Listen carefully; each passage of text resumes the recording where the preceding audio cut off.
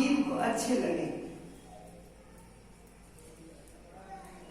पुरुष के रूप में, नारी के रूप में, देवी के रूप में, देवता के रूप में, किस तरह वो हमसे प्रेम करेगा, मैं वही वेश धारण कर देता हूं। कितने उतावले रहते हैं भगवान, कितने उतावले रहते हैं कि हर बार में अवतार लेते हैं, प्रकट होते हैं, इसलिए कि ये जो जीव है निर्मोही, संसार के मोह में तो फंसा हुआ है, लेकिन ईश्वर से कोई मोह नहीं, प्रेम भी नहीं। ये किसी से प्रेम नहीं करता है। ये किससे प्रेम करता है? भोजनम तो एक बार शरीरम पुनः पुनः। अरे शरीर तो बार बार मिल जाएगा, कौन सी बात है, भोजन तो एक ही बार मिलता है। तो सवेरे उठो, चाय पियो, चाय पियो, चाय पियो, चाय पियो, भोजन करो, भोजन करो, भोजन करो। मध्याह्न काल में काम करो, काम करो, काम करो, काम करो, काम करो, और शाम को फिर चाय पियो, चाय पियो, चाय पियो, रात्रि में सो जा, सो जा, सो जा, सो जा, सो जा। इसमें, इस दिनचर्या में सुख मानने वाला जीव, इसे परमात्मा की चर्चा का आनंद कहाँ मिलेगा? तो परमात्मा के चरणों में और उसकी चर्चा में, उसकी कथा में, उसकी कीर्तन में यदि किसी के ऊपर कृपा है तो वो मंदिर में आएगा। किसी के ऊपर कृपा है तो परिवार देवता को छोड़कर थोड़ी देर के लिए भगवान जो यहाँ देवता है उनको दर्शन, परिवार में सब देवता है, उनको थोड़ी देर उसका मोह छोड़कर यहाँ आएगा और यहाँ भगवान के चरणों में बैठकर कुछ सुनेगा। तो मैं यहाँ से आरंभ कर रहा हूँ। ये तो आपको थोड़ी चर्चा की, जिससे आपको सीधे सीधे कथा या कीर्तन सुनाने से क्या होगा, ये बताना पड़ता है कि आप यहाँ क्यों आए। मृत्यु निश्चित होनी है सभी की, ऐसा कोई नहीं है जिसकी मृत्यु न हो। और मरने के समय चाहे गरीब हो चाहे अमीर हो, चार कष्ट आते हैं उसके सामने। इसे आप नोट कर लें।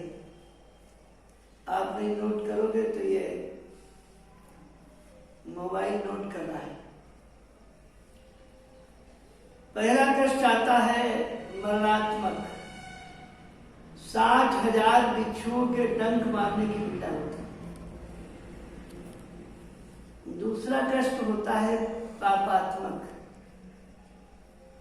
जो अब तक पाप किए हैं जन्म से लेकर अब तक, उनकी एक टेलीफिल्म ऐसी दिखाई पड़ती है, अरे मैंने इतने पाप किए क्या।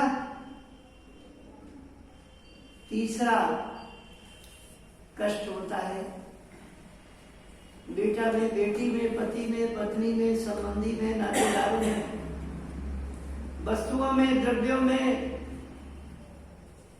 अपने सामान में, बैंक में, जहां जहां जो आपको प्रिय है, सब में जहां जहां मन लगा हुआ है वो एक साथ छूटता है, सब एक साथ छूटता है। जब प्राण छूटता है तो सब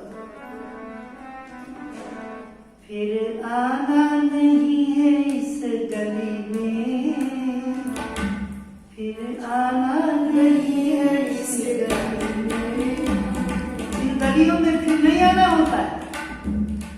आपके मित्र छूट जाते हैं, पत्नी बच्चे फिर याद नहीं करते, परिवार कहता है कि चलो अब तो लौट के आना है उनको, अब उनको याद कहाँ करेंगे। और चौथा कष्ट होता है भविष्यात्मा की, आगे कहाँ हो, भजन तो क्यों ना है, कीर्तन क्यों ना है। तो इस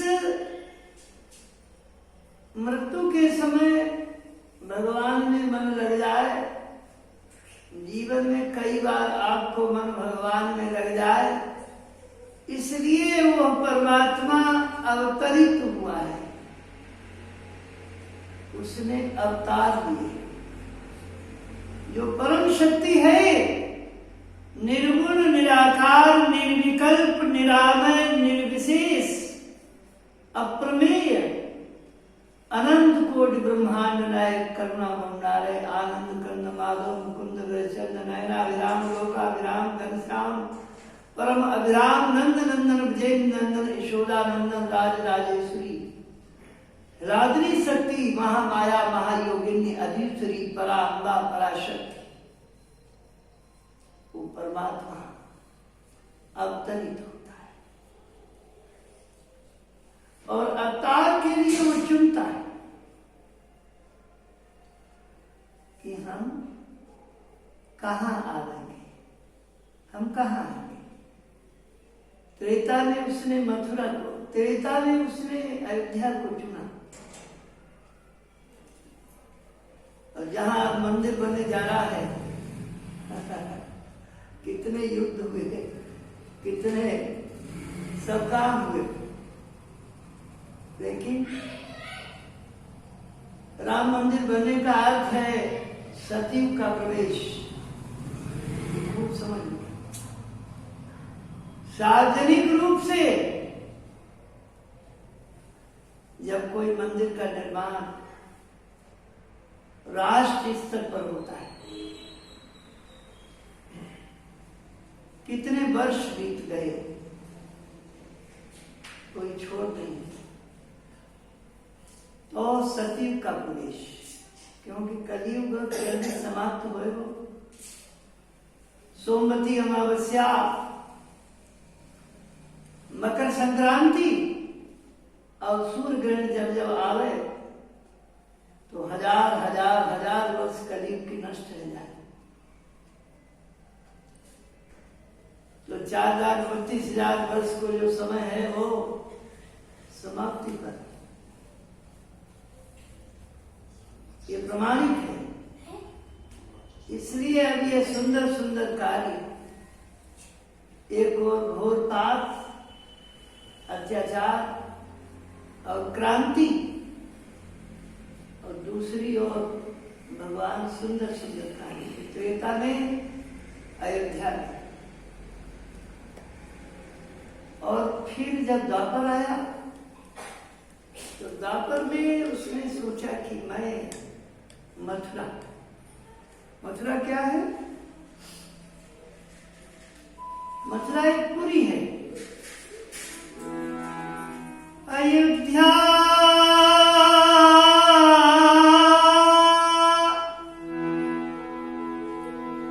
मथुरा माया काशी कांची अवंतिका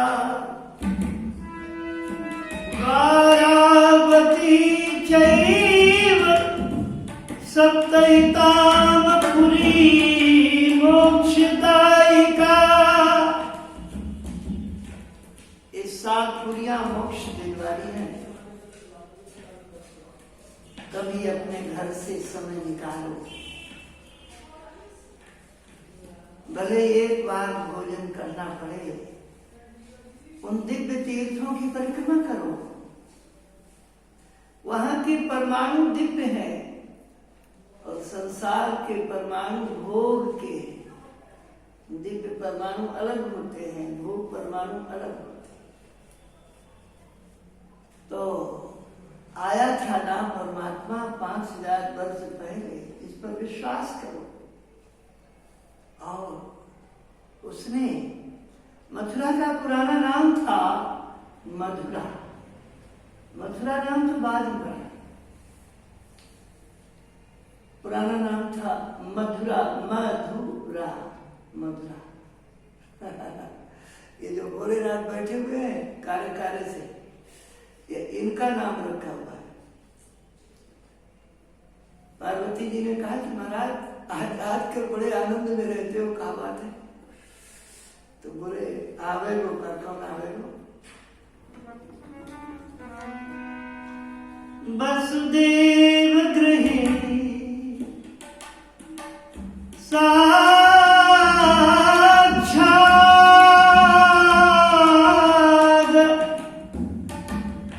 भगवान् पुरुषः परः।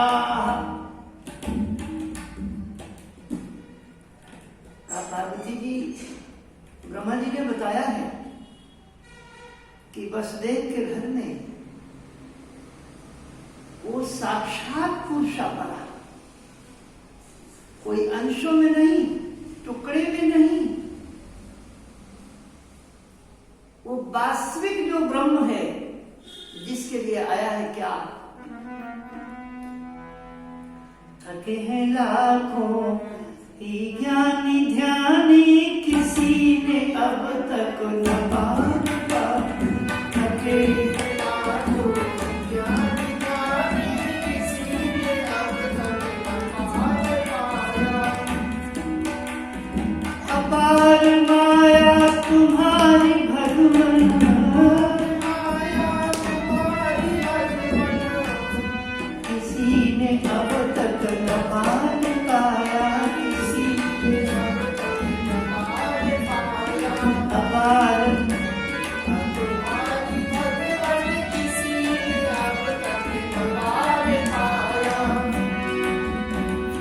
किसी ने वन वन में खाक छानी, किसी ने वन वन में खाक छानी, किसी ने पूजे हैं आग पानी, किसी ने पूजे हैं आग पानी। अपार माया तुम्हारी भगवन, किसी ने अब तक न पाया। अपार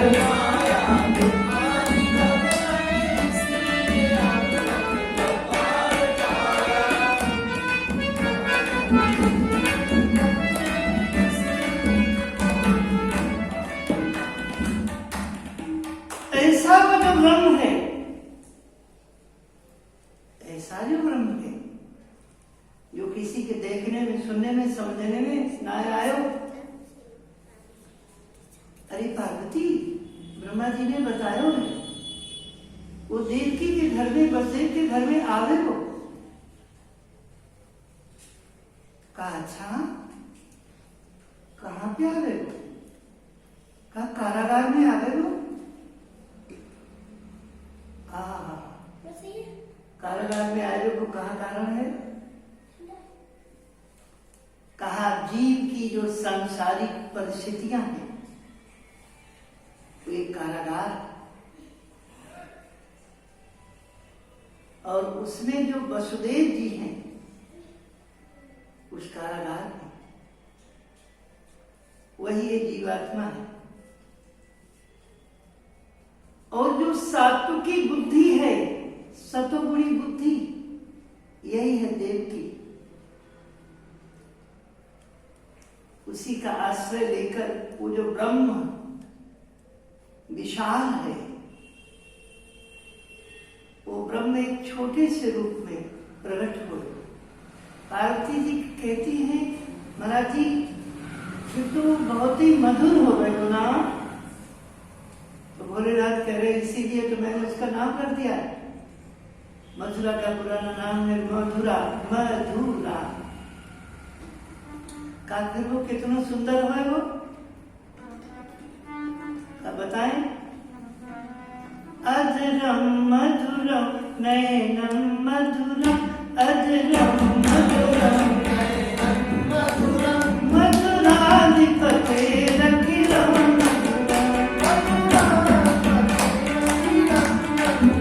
मधुराधिपते रखिलम मधुरा, अजरम मधुरम नयनम मधुराधिपते रखिलम मधुरा।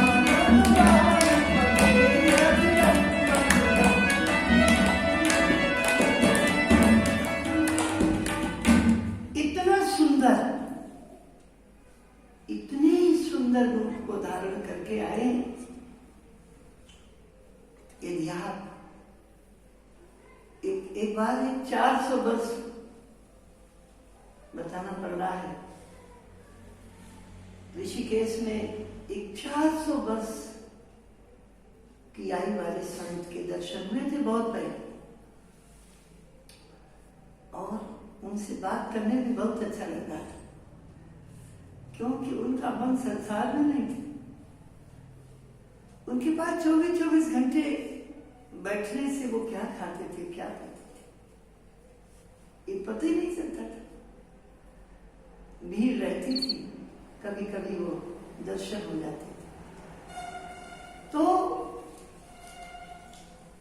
ये बड़े बड़े संत जिसकी खोज में लगे हुए हैं,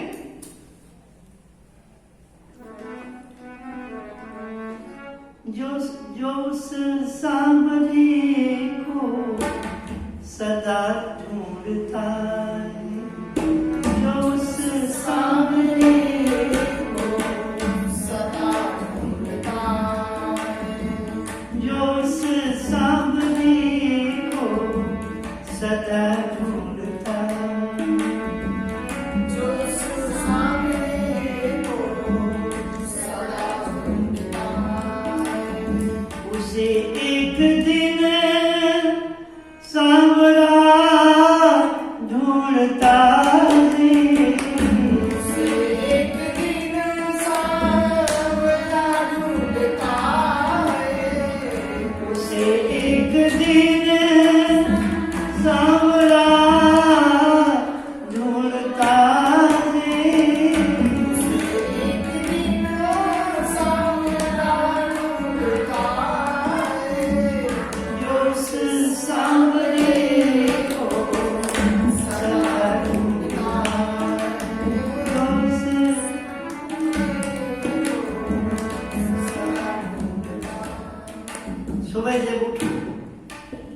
सुबह जब उठो तो अपने मन को देखो